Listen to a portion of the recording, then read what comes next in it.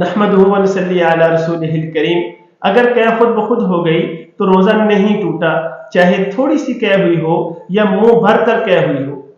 اور اس سے اگلی بات کہ پھر وہ قے منہ سے باہر نکل آئی ہو یا آپ حلق میں چلی گئی ہو تو روزہ نہیں ٹوٹے گا۔ اور اگر اپنے اختیار سے قے کی ہو اور منہ بھر کر قے ہو گئی تو روزہ ٹوٹ جائے گا۔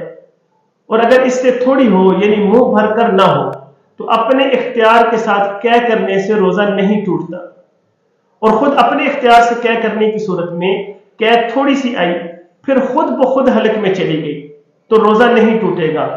ہاں البتہ قصدن جان بوجھ کر لٹائی تو روزہ ٹوٹ جائے گا۔ اور اگر کئی مجالس میں یعنی کئی جگہ پر تھوڑی تھوڑی قے اپنے اختیار سے کی ہو، یا ایک دفعہ صبح کو پھر دوپہر کو پھر شام کو قے کی ہو اور اس تمام کو جمع کیا جائے تو منہ بھر کر قے ہونے کی مقدار کو پہنچ جائے تو روزہ ٹوٹ جائے گا۔